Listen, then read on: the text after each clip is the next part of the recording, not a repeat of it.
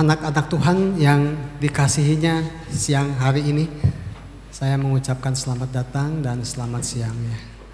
Sebelum kita memulai ibadah kita dengan judul tema Sukacita Pengharapan dan Motivasi, Kemenangan Yesus Kristus atas maut, kita akan mengambil waktu untuk saat teduh ya. Saya berikan waktu untuk saat teduh.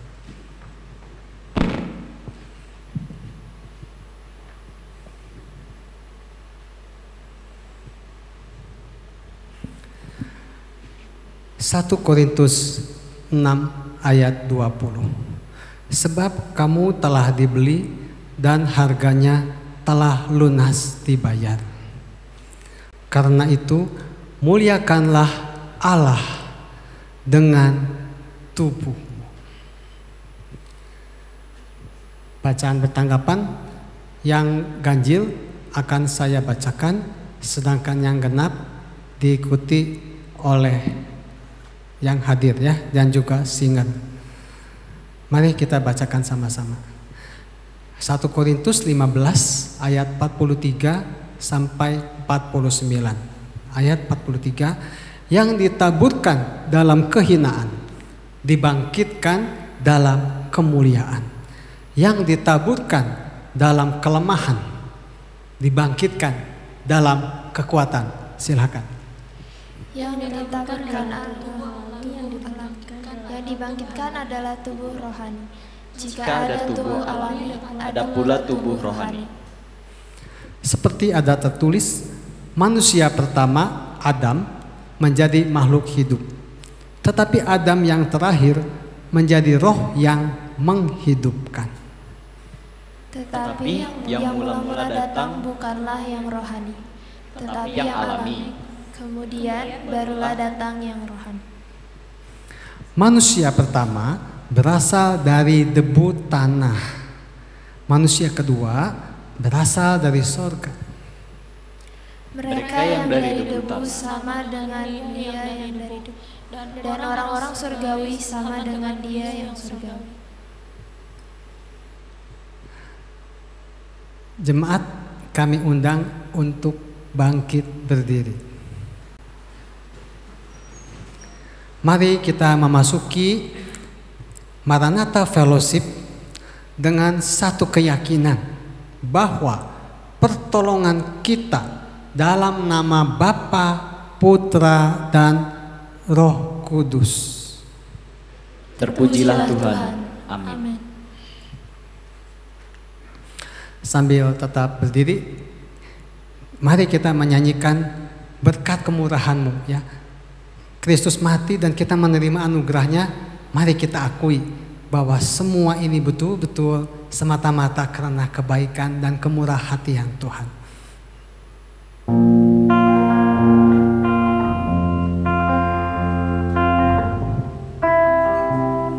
Mari kita hayati kata-katanya.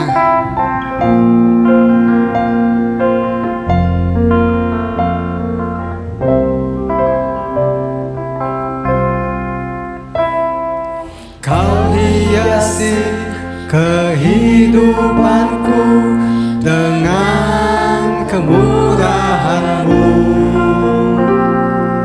Kau rancangkan masa depanku penuh dengan harapan. Aku ada saat ini, semuanya karena kasih-Mu.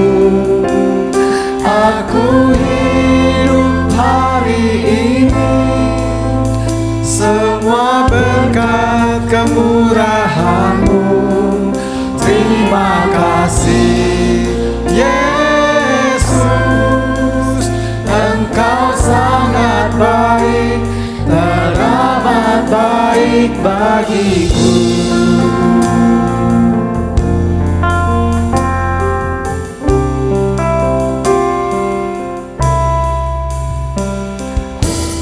Hiasi kehidupanku dengan kemurahan-Mu.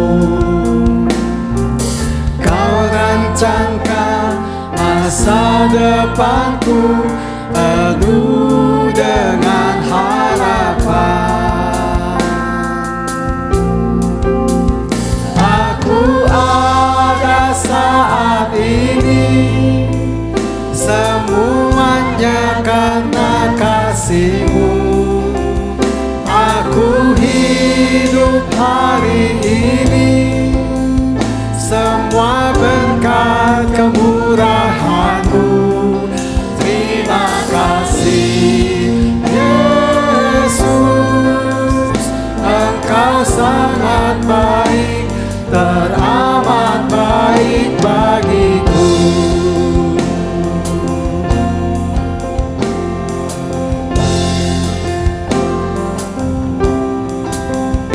Aku ada saat ini, semuanya karena kasih-Mu. Aku hidup hari ini, semua berkat kemurahan-Mu. Terima kasih Yesus, Engkau sangat baik, teramat baik bagiku.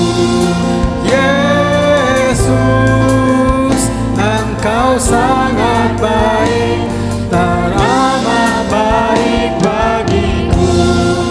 Yesus, Engkau sangat baik, teramat baik bagiku. Mari kita sehati menaikkan doa syukur kita. Bapa Surgawi, sungguh Engkau penuh dengan kemurahan. Hari lepas hari tak ada habis-habisnya kasih setia Tuhan.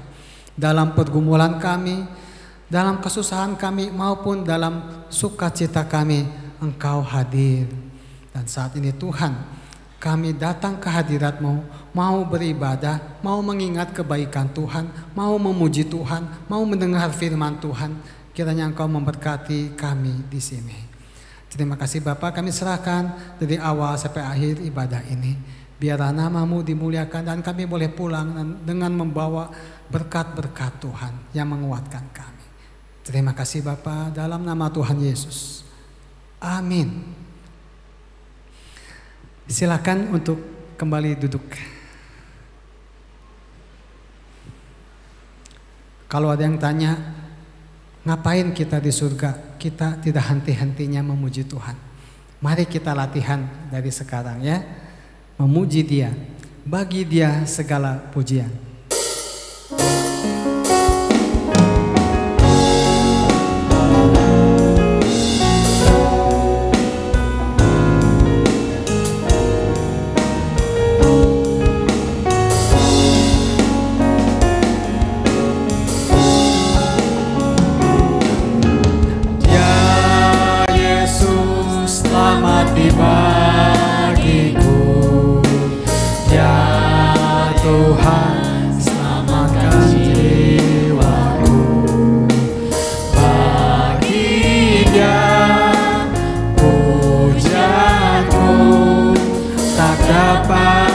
Ku balas kasih-Nya. Dia angkatku jadi anak-Nya, beri damai di dalam hidupku. Bagi Dia sembahku, hanya Dia segalanya bagiku. Bagi Dia segala pujian, hormat serta syukur, kekal selamanya. Bagi Dia segala pujian, hormat serta syukur, selama-lamanya.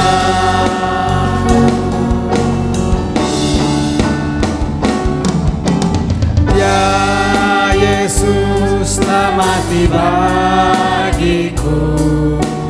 Ya Tuhan, selamatkan jiwaku.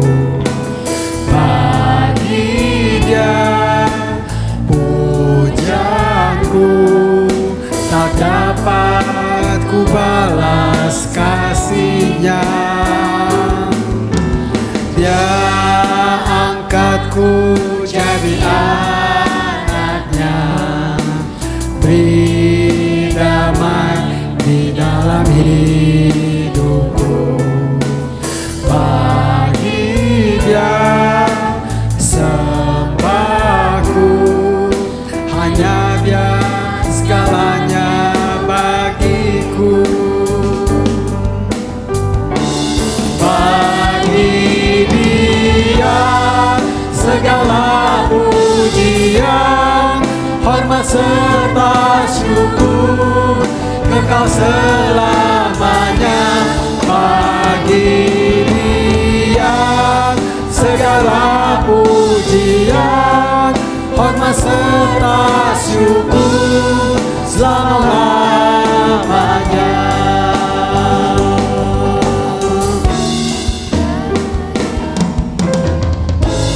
Bagi Dia segala pujian, hormat serta syukur, kekal selamanya.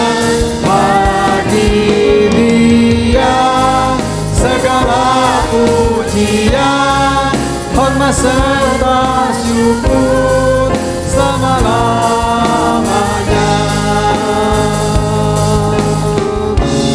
Bagi Dia segala pujian, hormat serta syukur, kekal selamanya. Bagi Dia segala pujian, hormat serta syukur, selama-lamanya. Selama-lamanya. Selama-lamanya. Selama-lamanya.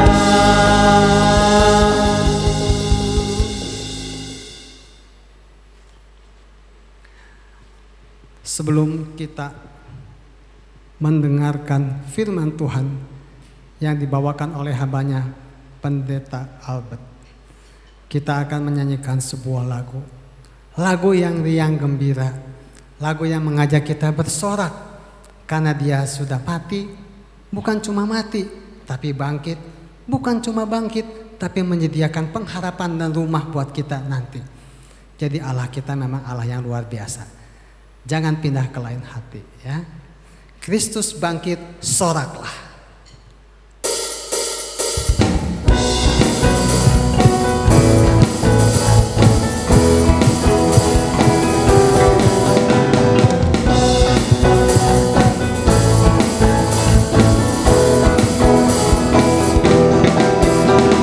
Kristus bangkit, soraklah.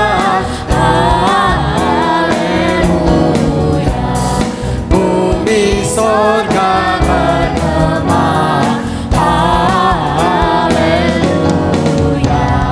Berbalasan bersyukur, haleluya. Memuliakan Tuhanmu, haleluya.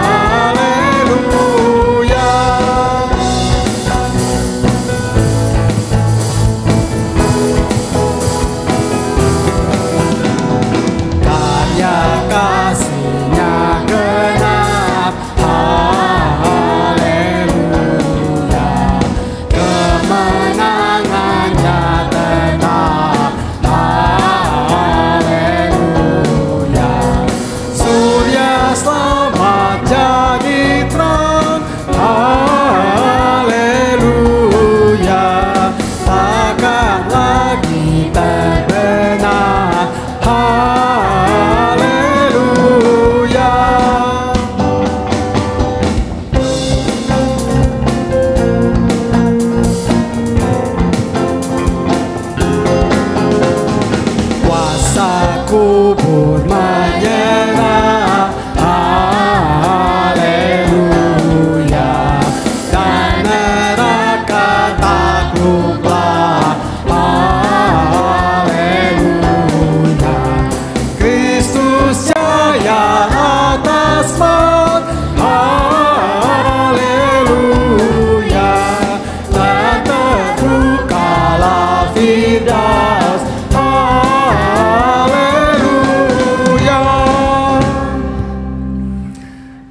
Kami persilakan Pendeta Albert Naibaho untuk tampil membawakan firman Tuhan.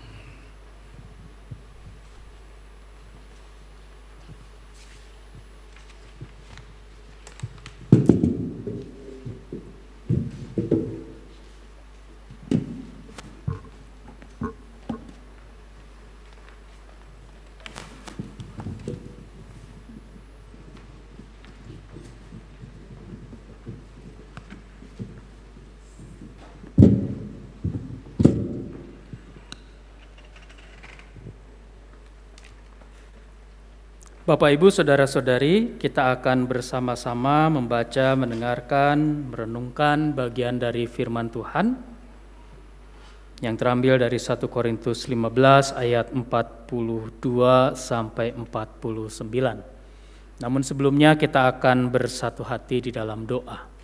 Mari kita berdoa. Terpujilah Engkau Allah Bapa di sorga di dalam Yesus Kristus. Kesempatan siang hari ini bersama-sama sebagai bagian dari keluarga Universitas Kristen Maranatha. Baik kami sebagai dosen, pekarya atau pekerja, bahkan bersama-sama dengan para mahasiswa, berkumpul untuk dapat memuji mempermuliakan nama Tuhan dalam kebaktian atau fellowship saat ini. Dan kami hendak membaca bagian firman Tuhan saat ini. Kami hendak mendengarkan, kami hendak merenungkan, sembari kami hendak menghayati maksud dari sabda Tuhan yang suci dalam kehidupan kami. Karena itu kami memohon kekuatan Roh Kudus yang memampukan kami, supaya sungguh firman Tuhan itu bukan hanya menjadi bekal di dalam kehidupan kami, tetapi menjadi pedoman untuk kami dapat mengetahui apa yang harus kami lakukan dalam kehidupan sehari-hari. Kuasai kami, tuntun kami oleh firman-Mu ya Tuhan. Di dalam dan melalui Yesus Kristus Sang Firman hidup, kami berdoa. Amin. Mari kita membuka Alkitab kita 1 Korintus 15 ayat 42 sampai 49.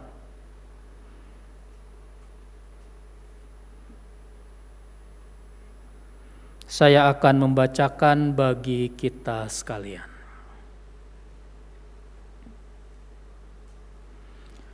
Demikian pula halnya dengan kebangkitan orang mati. Tubuh yang ditaburkan dalam kebinasaan dibangkitkan dalam ketidakbinasaan. Yang ditaburkan dalam kehinaan dibangkitkan dalam kemuliaan. Yang ditaburkan dalam kelemahan dibangkitkan dalam kekuatan. Yang ditaburkan adalah tubuh alami. Yang dibangkitkan adalah tubuh rohani. Jika ada tubuh alami, ada pula tubuh rohani. Seperti ada tertulis, manusia pertama, Adam, menjadi makhluk hidup. Tetapi Adam yang terakhir menjadi roh yang menghidupkan. Tetapi yang mula-mula datang bukanlah yang rohani, tetapi yang alami. Kemudian barulah datang yang rohani. Manusia pertama berasal dari debu tanah. Manusia kedua berasal dari surga. Mereka yang dari debu sama dengan dia yang dari debu, dan orang-orang surgawi sama dengan dia yang surgawi.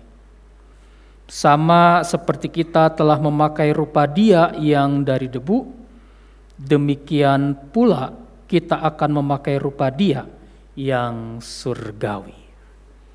Demikianlah pembacaan kita, dan yang berbahagia tentu ialah kita yang bukan hanya bersedia membaca tapi dapat mendengarkan, merenungkan, memelihara, bahkan memberlakukan firman Tuhan di dalam kehidupan sehari-hari. Selamat siang Bapak Ibu, saudara-saudari. Bapak Ibu, saudara-saudari yang dikasihi Tuhan, adalah hal yang tidak dapat disangkal bahwa ternyata banyak orang di dunia ini begitu menghargai dan begitu mementingkan tubuhnya. Dari mana kita dapat mengetahui banyak orang yang mementingkan dan menghargai tubuhnya? Satu, jika kita sakit, maka kita akan pergi ke dokter, berusaha untuk menyembuhkan sakit pada tubuh kita. Betul ya? Obat-obatan yang mahal sekalipun jika sanggup dibeli. Rumah sakit yang ampuh di luar negeri pun jika mampu dikunjungi. Dan segala upaya yang dilakukan demi mendapat kesembuhan pasti diupayakan.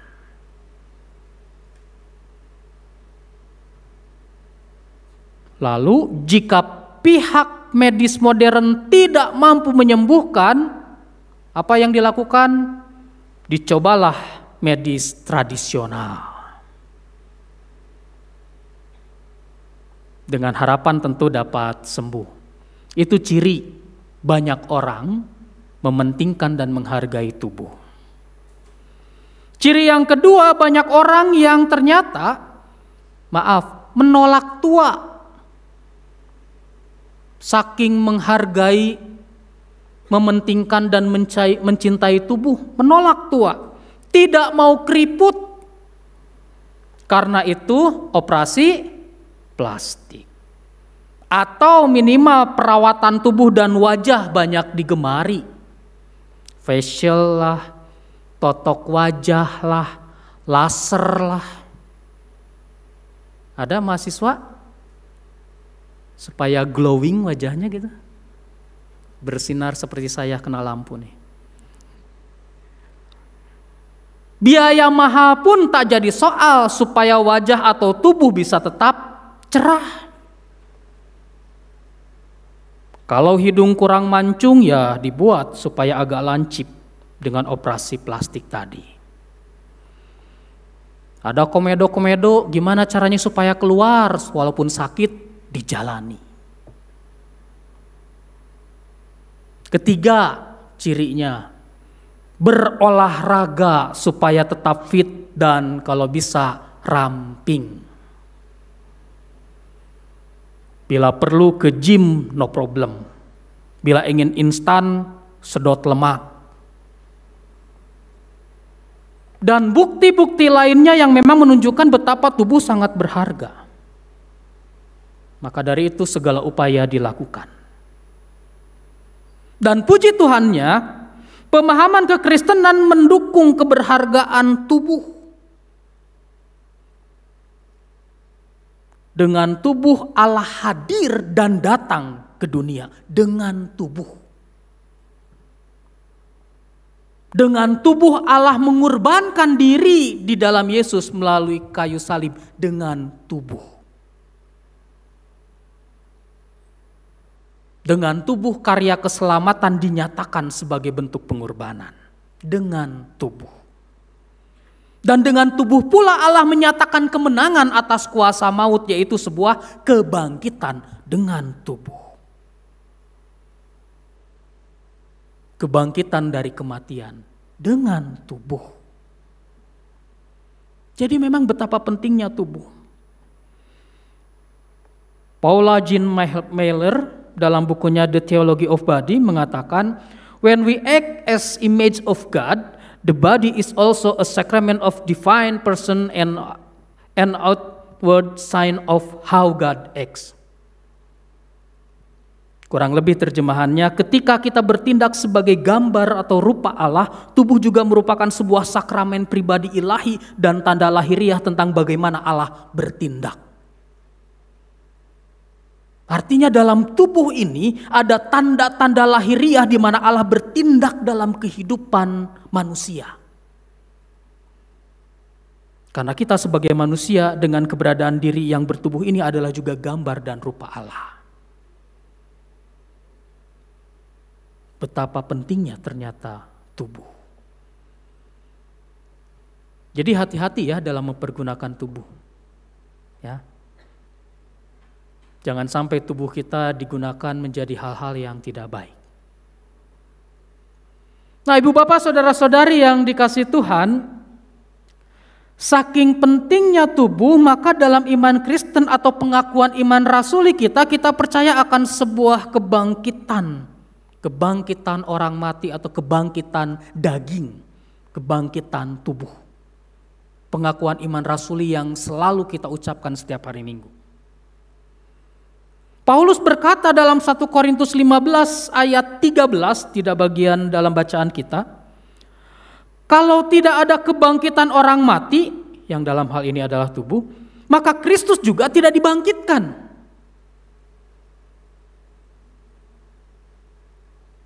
Kalau tidak ada kebangkitan orang mati, maka Kristus juga tidak dibangkitkan. Dan selanjutnya ayat 17-nya, dan jika Kristus tidak dibangkitkan, maka sia-sialah kepercayaan kamu dan kamu masih hidup dalam dosamu. Kenapa Paulus perlu berbicara mengenai kebangkitan Kristus dan merembet pada pembahasan dalam bacaan kita mengenai kebangkitan tubuh? Karena ada sebagian jemaat di Korintus yang memang sedikit banyak terpengaruh oleh aliran Gnostik Yunani yang kental di Korintus. Di mana aliran ini sangat mementingkan roh sedangkan tubuh enggak penting. Hanya roh yang baik, tubuh jahat. Sehingga dalam pemikiran kalau tubuh jahat, mereka tidak percaya akan kebangkitan tubuh atau kebangkitan orang mati. Yang berdampak akhirnya tentu mempertanyakan kebangkitan Yesus itu sendiri.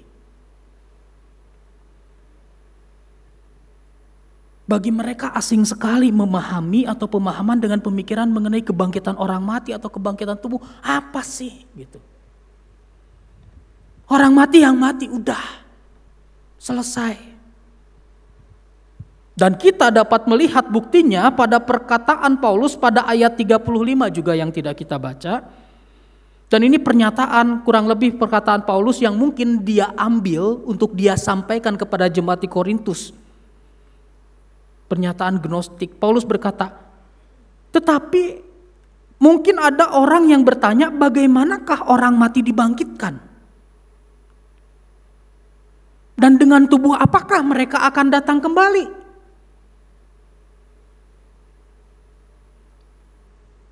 Melalui bukti pertanyaan dan juga pemikiran gnostisisme tersebut, Paulus harus menyampaikan dengan tegas ayat 20. Tetapi yang benar ialah bahwa Kristus telah dibangkitkan dari antara orang mati sebagai yang sulung dari orang-orang yang telah meninggal. Kebangkitan Kristus dari kematian merupakan awal dan pijakan bagi kebangkitan orang-orang mati berikutnya. Untuk itulah Paulus menjelaskan tentang kebangkitan tubuh. Di mana bagi Paulus tubuh manusia yang saat di dunia ini fana, tetapi nanti dalam kemuliaan akan ada tubuh yang lain yang tidak akan fana.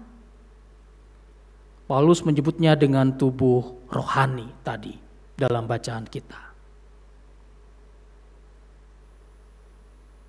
Jadi menurut Paulus, tubuh alami itu penuh dengan kebinasaan, tubuh rohani penuh dengan ketidakbinasaan. Tubuh jasmani atau alami penuh dengan kehinaan, tubuh rohani penuh dengan kemuliaan. Tubuh alami penuh dengan kelemahan, tubuh rohani penuh dengan kekuatan. Jadi seperti apa tubuh rohani itu? Paulus menjawab, tubuh yang sorgawi. Karena tubuh alami berasal dari debu dan tanah, tetapi tubuh rohani berasal dari sorga. Masalah bentuk wujudnya tidak ada yang tahu. Berasal dari sorga. Jadi apa yang Paulus sampaikan sebetulnya sedang mengcounter pemikiran filsafat Yunani. Dalam filsafat Yunani khususnya ajaran Platonisme, Plato, yang baik itu hanya ada di alam ide nanti. Yang baik itu yang bersifat roh, hanya ada di alam ide. Yang di sini itu tidak baik yang ada di dunia ini. Itu akan hancur. Jadi manusia seperti kita nih yang hidup saat ini, itu adalah roh yang sedang terpenjara di dalam tubuh. Kurang lebih seperti itu. Karena pemahamannya roh yang baik, lalu ketika kita hidup, roh ini seharusnya keluar, kembali ke alam ide, sedang terpenjara di dalam tubuh. Dan saatnya nanti akan tiba, ketika manusia mati, roh yang baik itu akan keluar dan kembali ke alam ide. Jadi bagi mereka kematian adalah saat yang mungkin saja dinanti. Karena apa? Karena akan membebaskan roh dari tubuh yang jahat ini. Namun Paulus justru sedang memberikan pengajaran yang mungkin menggemparkan bagi orang-orang Korintus, yang khususnya mereka memahami pemikiran Plato ini atau pemikiran Gnostisisme ini. Ketika ada kebangkitan tubuh, roh sudah bebas, lah kok justru akan ada tubuh yang lain ya dalam pemikiran mereka. Pijakan Paulus tegas, ayat 38, tetapi Allah memberikan kepadanya suatu tubuh seperti yang dikehendakinya. Ayat 40, ada tubuh sorgawi, ada tubuh duniawi. Bedakan itu. Jadi melalui pijakan ini jelas bahwa tidak ada yang mustahil bagi Allah ketika ada kebangkitan tubuh kelak. Dan Yesus adalah bukti pertama bahkan terjadi di dunia dari kebangkitan itu sendiri. Yesus adalah yang sulung dari kebangkitan. Maka kebangkitan tubuh berikutnya bukanlah hal yang jadi mustahil di hadapan Allah. Nah, lalu apa kaitannya mengenai peristiwa kebangkitan tubuh dan kebangkitan Yesus ini? Dalam terang tema sukacita, pengharapan, dan motivasi kemenangan Yesus Kristus atas maut, sekarang pertanyaannya, adakah kita dapat menghayati kebangkitan Kristus itu sebagai sebuah kemenangan atas kuasa maut? Karena apa? Karena melalui kebangkitan Yesus, jelas maut dikalahkan. Artinya Yesus yang mati tidak berhenti pada kematian itu sendiri. Yesus mati, udah berhenti misalkan. Enggak, tidak berhenti pada kematian itu sendiri. Tetapi berlanjut pada sebuah peristiwa, yaitu kebangkitan. Jadi artinya ketika Yesus mati dan ketika Yesus bangkit, dari kematian itu dia keluar dari maut itu sendiri. Bahkan saat kematiannya di kayu salib dalam Injil Yohanes pasal 19 ayat 30 dikatakan, lalu ia menundukkan kepalanya dan menyerahkan nyawanya. Gitu ya kalimatnya. Ia menundukkan kepalanya, tunduk dulu, lalu menyerahkan nyawanya. Biasanya orang tertunduk itu karena mati dulu. Mati baru tunduk. Ketundukannya itu karena dia mati. Tapi Yesus tidak. Ia tertunduk dulu, menyerahkan nyawanya.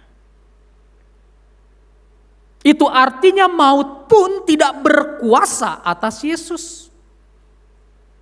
Dia tidak mati dulu baru karena mati lemes, tunduk kepalanya. Tetapi ia tunduk dulu dan menyerahkan nyawanya. Itu artinya Yesus berkuasa atas maut. Maut tidak berkuasa atasnya. Ia menyerahkan nyawanya, bukan maut yang merenggut nyawanya. Nah, melihat kenyataan ini, bahwa ia mati pun karena ia menyerahkan nyawanya, artinya ia tidak dikuasai oleh maut. Ia bangkit dari kematian, ia berkuasa atas maut. Maka seharusnya peristiwa-peristiwa yang terjadi pada diri Yesus itu menjadi sebuah fakta dan menjadikan kita harus tetap bersukacita. Ada kesukacitaan di dalam Kristus yang ia berkuasa atas maut dengan bukti ia bangkit. Yang bahkan melalui peristiwa kebangkitan Yesus di mana itu menjadi yang sulung, kita pun akan mengalami kebangkitan-kebangkitan kelak. Dengan kuasa Tuhan. Kesukacitaan bagi kita sebagai umat percaya. Sehingga kita memiliki motivasi yang tinggi dalam beriman kepada Yesus. Ada pengharapan di dalam Yesus. Bersukacita karena kuasa maut dikalahkan, itu artinya Yesus memang raja dari segala raja, memiliki pengharapan bahwa di dalam Yesus tidak ada kuasa maut yang dapat merenggut kita. Namun kita memiliki kehidupan yang baru dan kekal di dalamnya. Dan jelas dengan demikian motivasi kita ketika beriman kepada Yesus atas wujud syukur atas segala karya yang sudah Tuhan Yesus lakukan bagi kita. Tidak ada yang lain. Kita sudah mendapat jauh dari apa yang mungkin tidak pernah kita harapkan dalam peristiwa kebangkitan Yesus dan penyelamatannya bagi kita. Tak terpikirkan, tak kita harapkan, tiba-tiba kita mendapatkan lebih daripada apa yang tidak kita harapkan. Dan itu Yesus lakukan tanpa ada permintaan sedikit pun dari kita. Inisiatifnya datang dari Dia, bukan dari kita. Sehingga patutlah kita selalu bersukacita atas kemenangan Yesus dari kuasa maut. Patutlah kita selalu berpengharapan di dalam Dia yang telah mengalahkan maut. Patutlah kita memiliki motivasi yang tinggi dalam iman atau dalam beriman kepadanya yang sudah mengalahkan maut. Peristiwa kebangkitan bukan hanya peristiwa fakta, ada sosok yang telah bangkit, tetapi peristiwa iman yang membuat kita selalu bersukacita kepada Tuhan. Amin.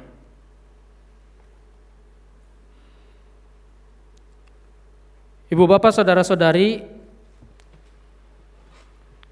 kita saat ini bisa mengadakan dialog interaktif, artinya kita bisa saling sharing, berdiskusi, saling memberikan masukan, tanggapan. Karena itu mungkin siapa yang akan memoderasinya, silakan. Ya, silakan ya. Para mahasiswa, para dosen, ada unek-unek atau mungkin yang berkaitan dengan tema yang tadi ya. Tubuh kebangkitan, ini suatu hal yang menarik ya. Kemudian bahwa tubuh itu dipakai Tuhan untuk tujuan yang mulia di dunia ini. Barangkali ada yang mau bertanya, silakan.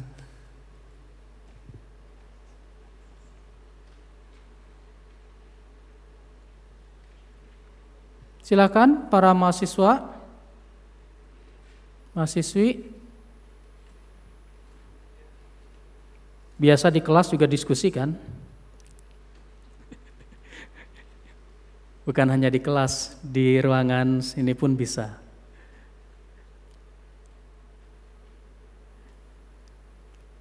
Ya jangan malu-malu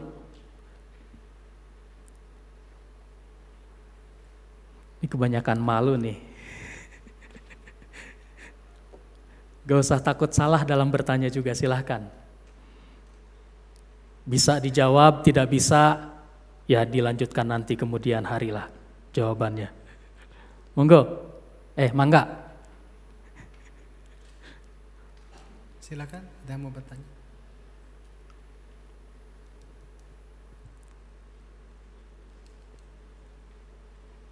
Ayo dong. Pak, Oh ya, silakan.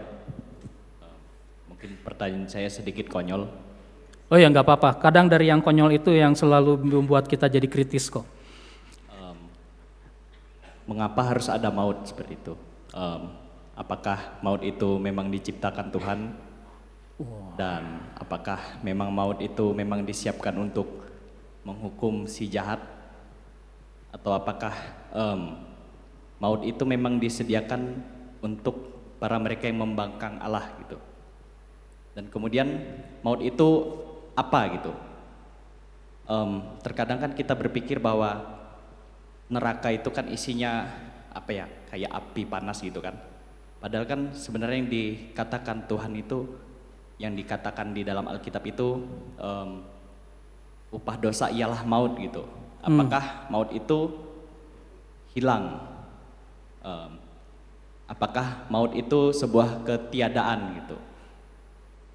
Dan apa bedanya dengan neraka yang seperti kayak manusia pada umumnya menggambarkan ada panasnya lah, ada apinya lah. Apakah itu hal yang berbeda atau yang sama seperti itu? Terima kasih. Wah, ini filsafat kematian, Pak. Harus dijelaskan nih. Silakan, Pak. Wah, ini pertanyaan yang ada di alam sana. Padahal saya belum pernah ke sana juga. Aduh, repot nih.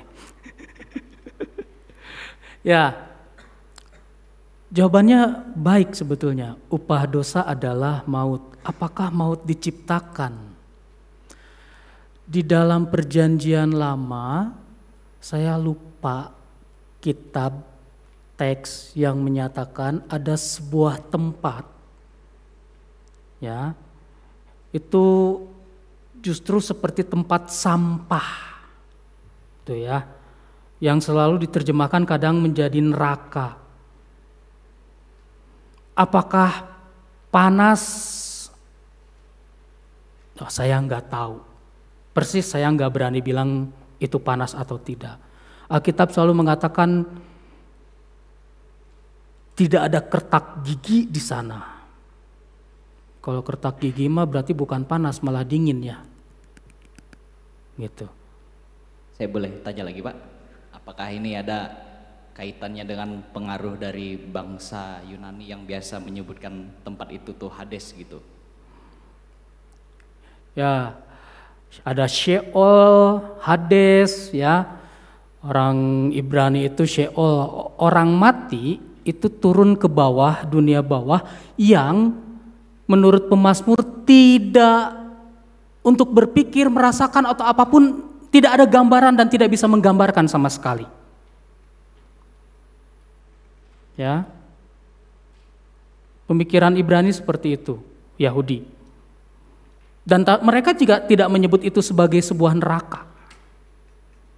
Cuman pertanyaan unik ketika apakah maut diciptakan, kalau upah dosa adalah maut, itu bukan hasil ciptaan. Itu dampak. Lalu kenapa harus ada maut? Saya berpikir bahwa Allah itu adil. Dosa harus dihukum. Ketika dosa tidak dihukum, Allah menjadi tidak adil.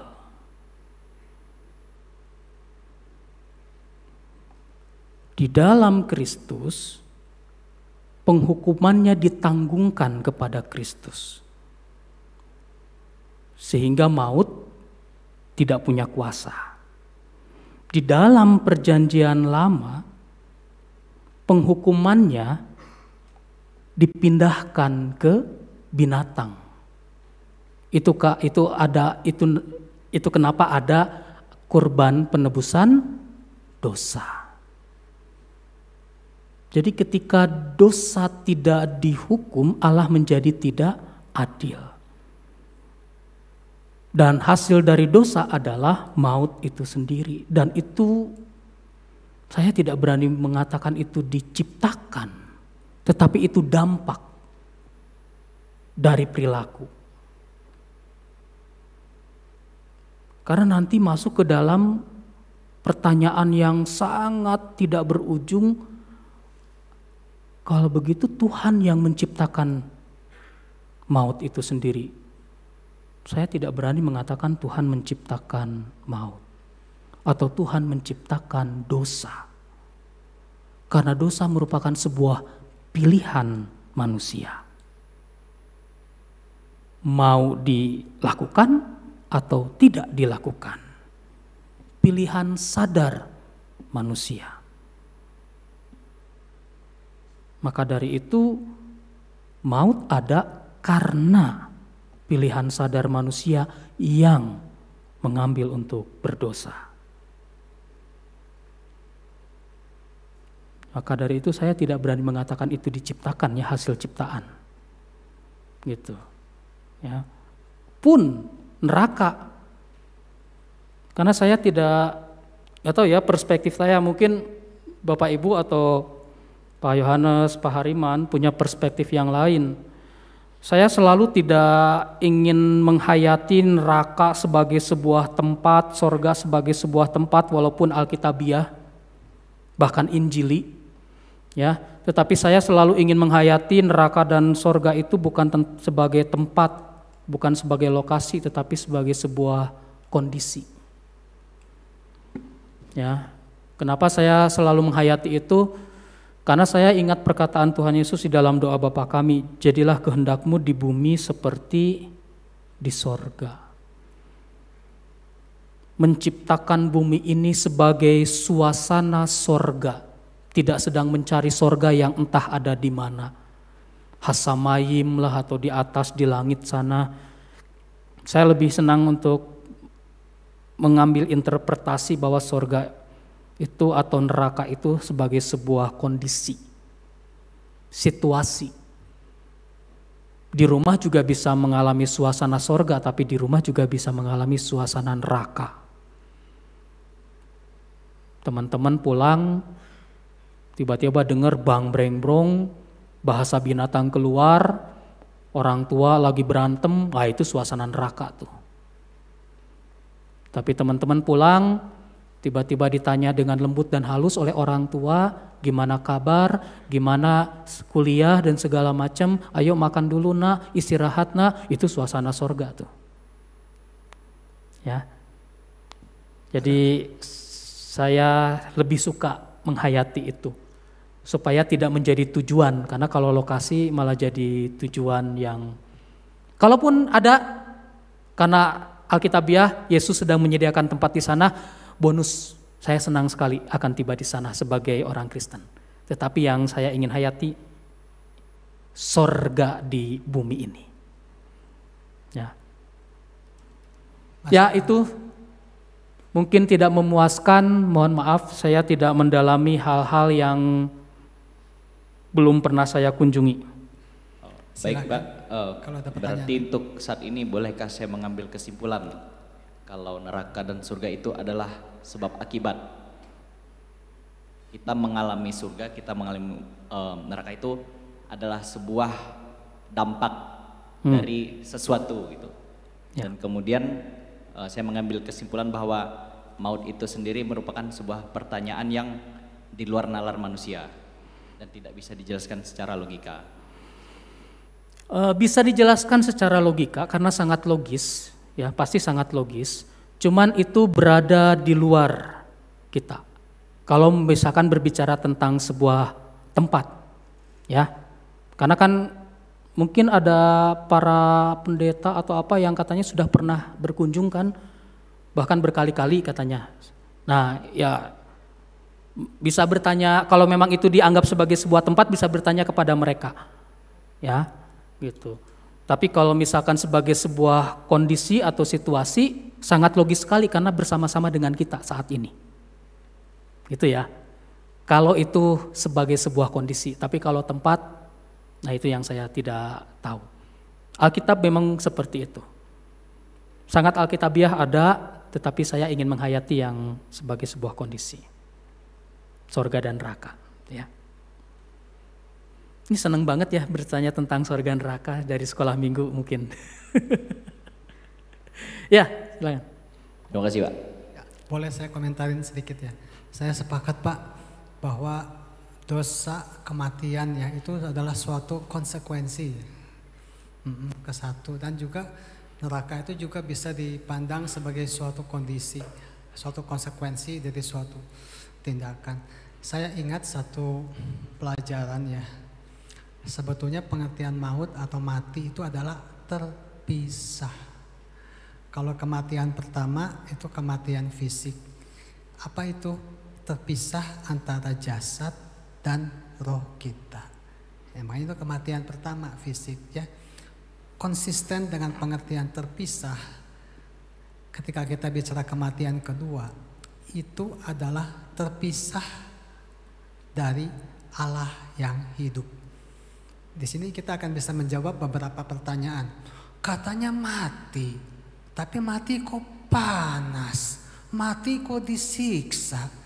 Ya, jadi sebetulnya di neraka itu suatu kondisi tanpa kehadiran Allah, terpisah dari Allah. Itulah kematian kedua. Dan sangat tersiksa tentu saja. Ya, digambarkannya macam-macam. Yesus saja kan, mengapa engkau meninggalkan aku? Why do you forsake me? Itu suatu penderitaan. Terus mengenai itu tuh tempat peralihan itu, Gehenna, Sheol itu tempat pembuangan sampah gitu ya. Jadi itu kan sebetulnya tempat peralihan, sama seperti Firdaus itu juga tempat peralihan. Itu bukan the final state of your destination ya, tetapi surga, neraka itu nanti. Ya, orang mati bukan masuk surga ya, masuk Firdaus. Pada hari ini juga engkau akan ada bersama aku di dalam Firdaus. Kalau bersama Tuhan Yesus, yes. Tapi kalau nanti kan kerajaannya nanti disediakan, Yerusalem baru ya. As the capital city of the heaven. Ada pertanyaan lagi? Silahkan. Jadi kematian itu terpisah artinya. Konsisten ya, kematian pertama maupun kematian kedua. Ada pertanyaan lagi? Mau komentari? Ya, Pak Hariman, silakan Pak. Iya, terima kasih, itu pertanyaan yang baik ya. Apa itu maut? Apakah maut sama dengan neraka ya? Dan tadi ada komentar Bapak Pendeta ya, komentar dari Bapak Moderator. Semua itu memperlihatkan bahwa pemahaman ternyata tidak tunggal. Interpretasi ternyata begitu jamak. Cuman kalau saya baca yang namanya maut ya, memang pertama kalau maut itu dipahami sebagai kematian ya, banyak orang berpikir soal kematian tubuh ya. Kalau sudah mati ya berarti ya selesai ya. Tubuh kita akan membusuk karena tidak ada lagi kehidupan ya. Dari sisi medis para dokter bisa jelaskan ya, mungkin jantung sudah tidak lagi berdetak, otak tidak lagi berfungsi dan seterusnya ya. Tapi ternyata yang namanya maut itu tidak sekedar berarti kematian fisik ya. Maut itu juga sebenarnya bisa diartikan sebagai kematian rohani ya. Kematian rohani kenapa? Karena ada keterputusan relasi ya. Keterputusan relasi dengan siapa? Dengan Tuhan, dengan Allah yang kita kenal dalam Kristus, yang adalah sumber kehidupan. Jadi kalau kita putus hubungan dengan sumber hidup, ya kita akan mengalami kematian ya. Baik itu kematian fisik maupun sebenarnya kematian rohani, ya, yang paling mendalam, yang lebih dari itu, ya. Dan kematian rohani itu bisa saja dialami oleh kita walaupun physically kita masih hidup, ya. Physically kita masih hidup, tapi ketika kita putus hubungan dengan Tuhan, kita akan merasa suasana yang tadi dikatakan ada suasana neraka, ya, ada suasana sorga gitu, ya. Kalau dekat dengan Tuhan ya suasananya suasana sorgawi, ya. Dekat dengan dosa ya suasananya ya suasana neraka, ya. Jadi kalau kita baca misalnya sejak kisah penciptaan manusia jatuh dalam dosa, manusia mengalami keterputusan hubungan dengan Allah. Dan Kristus yang jalan, ya, dia jalan kebenaran dan hidup, ia membawa kita untuk kembali ada dalam relasi dengan Allah. Supaya kita memiliki sebuah hidup yang bermakna. Nah, hidup yang bermakna itu yang harus kita perjuangkan. Bukan hanya nanti saat kita mati, tapi di sini. Supaya situasi surgawi itu bisa tetap ada. Jadi maut itu, kalau ditanya apa itu maut? Maut itu bisa orang pahami secara populer sebagai kematian fisik. Tetapi maut itu juga berarti suatu keterputusan hubungan dengan Allah. Di mana orang mengalami kematian kekal, orang merasakan penderitaan yang amat sangat karena dia terpisah dengan sang sumber hidup. Ya. Soal bagaimana ada yang katakan neraka dan surga itu sebagai sebuah tempat, itu salah satu tafsir saja, ya. Di antara ada banyak tafsir lain. Tadi kalau tidak dikatakan hubungan, ya, kondisi, ya, tempat, itu aja sudah ada macam-macam tafsir, ya. Tapi mari kita lihat mana yang paling bermakna, mana yang paling berarti untuk kita jalani, baik hidup saat ini maupun nanti, ya, dalam hidup kekal bersama dengan Kristus, ya. Yang kita tahu hidup nanti itu hidup dalam kemuliaan, ya. Kebangkitan itu kebangkitan dalam kemuliaan. Tubuhnya kayak apa? Saya juga nggak tahu, ya. Cuman yang pasti ada bedanya, ya. Kalau kita lihat Yesus bangkit, pintu-pintu ditutup tapi dia bisa terobos masuk. Tapi apakah berbeda dengan tubuh yang ini? Sama juga, ya, karena dia masih makan, masih minum dan seterusnya. Nah, itu memperlihatkan sesuatu yang melampaui dari akal pikiran kita. Tapi apa-apa jangan kita bilang, oh ini udah melampaui akal pikiran, gak bisa dijelaskan. Gak juga, ya. Kita harus terus mencari pengertian. Dan karena itu bertanya seperti tadi, hal yang bagus yang kita apresiasi, ya. Faith seeking understanding. Iman harus selalu mencari pengertian. Makasih. Terima kasih Pak Pendeta Hariman. Ini memang konsisten dengan apa yang terjadi dalam kitab Kejadian, ya. If you eat the fruit from the tree of good and evil, on the very day, pada hari itu juga you will die. Pada saat itu yang terjadi adalah pemutusan hubungan dengan Allah. Secara fisik mereka masih lari, masih marah-marah, ya. Tetapi hubungan dengan Allah putus. Tetapi dihakimi dulu, ya. Di mana engkau, apa yang sudah kau perbuat, ya. But on the very day, pada hari itu juga putus hubungan dengan Allah. Itulah kematian. Seperti yang dijanjikan oleh, yang difirmankan oleh Allah, ya. Silakan, ada pertanyaan lain? Oke. Waktunya sudah habis, ya. Yuk, kita akan lanjut, ya. Mari.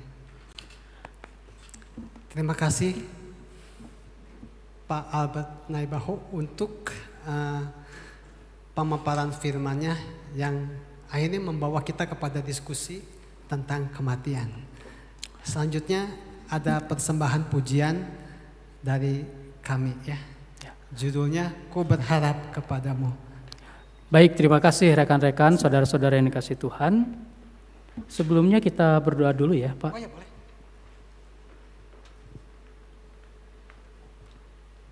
Kita berdoa dulu ya. Mari kita berdoa. Kami berterima kasih, bersyukur kepadamu ya Allah Bapa. Melalui kuasa kebangkitan-Mu, di mana Engkau tidak dapat dikuasai oleh maut, kami dapat menghayati setiap kehidupan kami. Kami sungguh bersuka cita bahwa kebangkitan-Mu merupakan yang sulung dari kebangkitan orang mati, sehingga kami pun adalah bagian yang tak terpisahkan dari kebangkitan itu, dan maut pun tidak berkuasa atas kami selama kami bisa menghayati dan memiliki kedekatan personal dan iman percaya yang kuat dan teguh kepadamu. Dan kiranya melalui persekutuan saat ini, penghayatan akan kebangkitan-Mu dapat memberi dampak bagi kehidupan kami hari lepas hari selaku staf pengajar, dosen, pekerja, bahkan para mahasiswa. Ada pengharapan yang begitu besar hidup dan beriman di dalam-Mu, dan motivasi yang tinggi untuk kami dapat menjalani kehidupan ini sebagai sebuah bentuk anugerah Tuhan berikan. Terima kasih Tuhan. Demi Kristus kami bersyukur. Amin. Amin. Terima kasih Pak.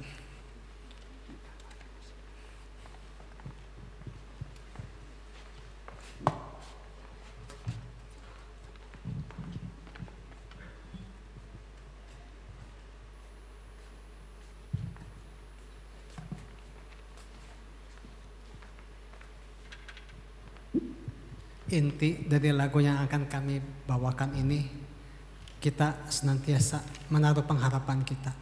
Kata apa? Karena Dia adalah Tuhan yang hidup.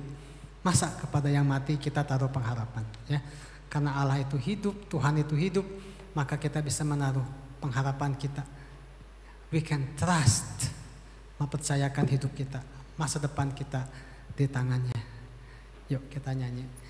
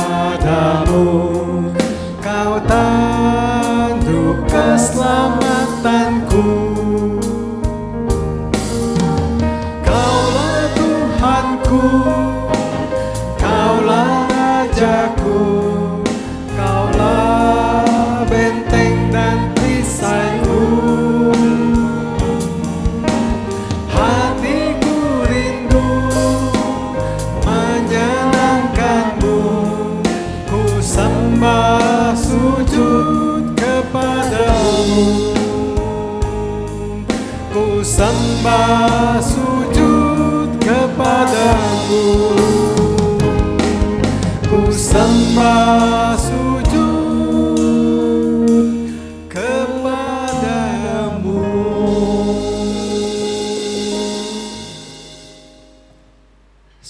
selanjutnya doa syafaat.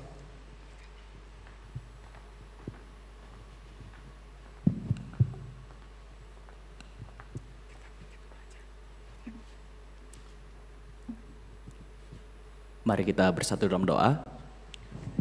Bapa kami di surga, kami mengucap syukur atas berkat dan rahmat-Mu kami dapat berkumpul di tempat ini, sehingga pada hari ini kami dapat beribadah bersama-sama untuk memuji dan memuliakan nama-Mu.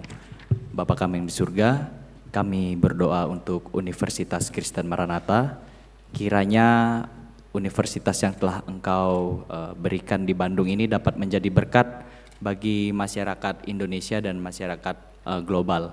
Bapa kami di surga, kami juga berdoa untuk warga UKM yang sedang sakit ataupun juga yang sedang berulang tahun, kiranya Engkau yang selalu memberkati mereka dan Engkau yang selalu curahkan kesehatan kepada warga UKM yang sedang sakit. Bapa kami di surga, kami juga berdoa untuk bangsa dan negara, kami berdoa untuk Indonesia dan kiranya Indonesia dapat menjadi berkat bagi orang-orang dan dapat menjadi tempat untuk memuliakan nama-Mu. Di dalam nama Tuhan Yesus Kristus kami berdoa dan mengucap syukur. Haleluya, amin.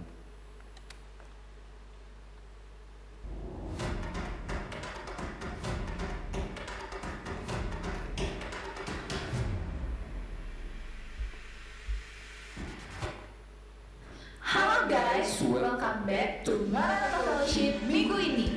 Kami akan menyampaikan beberapa informasi, di antaranya Bapak Ibu dan Saudara sekalian, jangan lupa saksikan Inspirasi Maranatha setiap hari Senin pukul 7 malam di platform YouTube Universitas Kristen Maranatha dan bisa juga diakses melalui platform YouTube Maranatha Ice Cream Studio.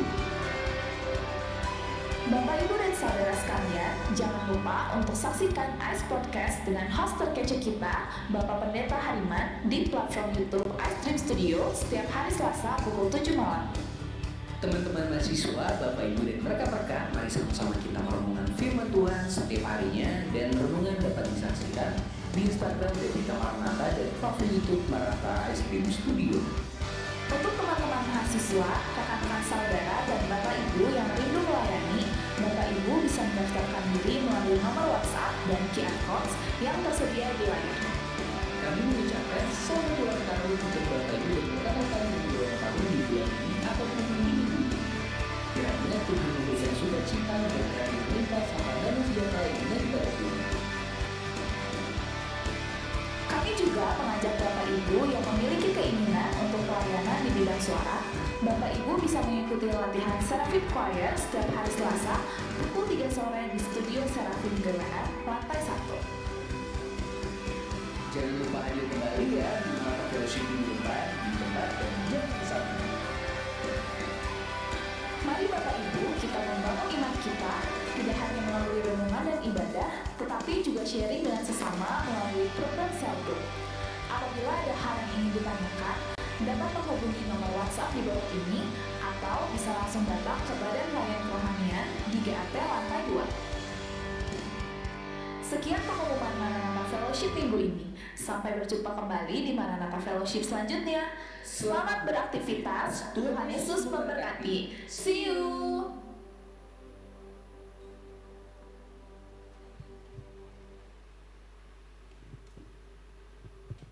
Selanjutnya ada beberapa pengumuman yang bisa disampaikan ya.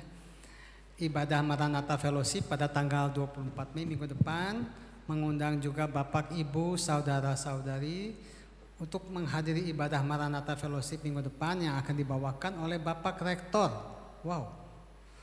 Profesor Insinyur Sri Widiantoro MSc PhD dengan tema anak muda yang dipimpin Tuhan ya. Tadi sudah ditayangkan. Kami juga mengundang untuk hadir dalam seminar kebangsaan pada hari Kamis 13 Juni ya. Catat ya. Dengan tema hasil pemilu, bonus demografi dan Indonesia emas. Apa ya? Nah, jangan lupa hadir, catat Kamis 13 Juni 2024 ya. Kami juga seperti sudah ditayangkan ya, mengajak Civitas Akademika untuk mendaftar pelayanan ya. Ya mungkin kita bisa lihat ya, mungkin supaya bisa terbaca ya. Kalau ada yang berminat silahkan di scan ya. atau nanti setelah ini menghubungi kami ya dari BPK. Ya, mungkin mau dipertimbangkan dulu ya. Menghimbau sivitas untuk mengisi link evaluasi. Nah, ini ada evaluasi, silahkan diisi ya untuk jadi masukan. WL-nya pisebelen gitu ya. Tolong kasih masukan. Jadi kami juga bisa belajar untuk menjadi lebih baik di kemudian hari ya. Kasih waktu ya.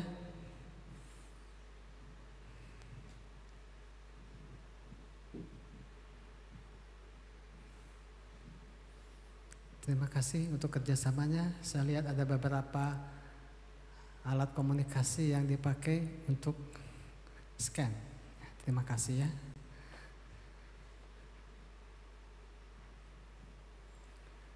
Sebelum kita kembali beraktivitas, kuliah, pulang, kerjakan tugas, diskusi, kita akan menyanyikan sebuah lagu ya. Lagu terakhir, Junjungan yang kupilih. Nggak salah pilih deh ya. Tuhan kita memang luar biasa dan hidup. Mari kita menyanyikan lagu Junjungan yang kupilih.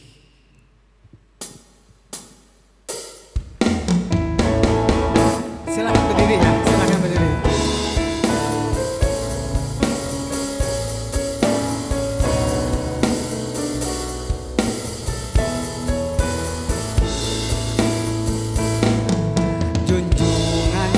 Kupilih Yesusku penebus yang bangkit dari mati, berkuasa seterus. Kan hati banyak orang mengejek mencela, ku ikut suaranya lembut mesra. Benarlah hidup Yesusku bersamaku di jalanku, suaranya ku dengar.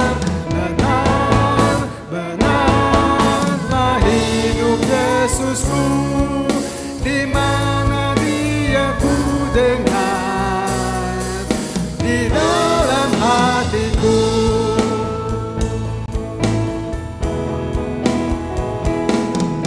Menyanyilah umatnya, memuji Tuhanmu, nyanyikan haleluya, agungkan Rajamu. Harapan bagi orang yang mau mencarinya, sebab Yesusmu hidup selamanya. Benarlah hidup Yesusku, bersamaku di jalanku, suaranya ku dengar. Benarlah hidup Yesusku, di mana Dia ku dengar, di dalam hatiku.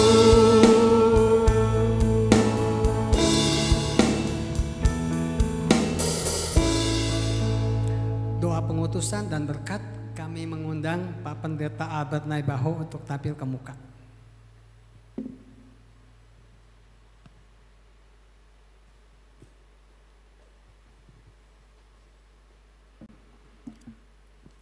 Bapak Ibu, saudara-saudari, mari kita mengarahkan hati dan pikiran kita kepada Tuhan sambil nanti kita memohon berkat dari Tuhan.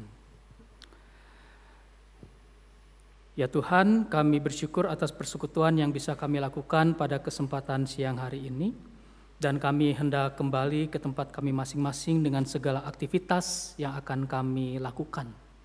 Baik kami yang mengajar atau kami yang belajar, bahkan kami yang bekerja. Dan pada saat ini kami juga memohon berkat Tuhan. Karena itu kami mempersiapkan diri untuk menerima berkat dari Tuhan.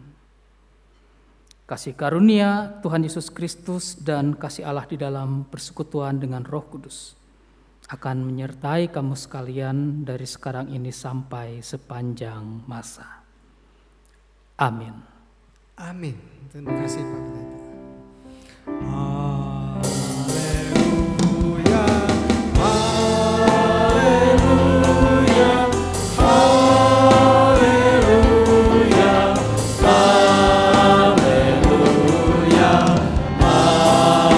Haleluya. Amin. Amin. Amin. Silakan untuk kembali duduk dan mengambil saat teduh.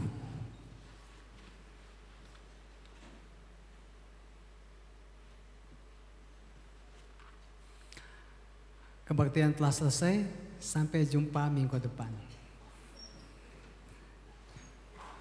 Aku berharap kepadamu.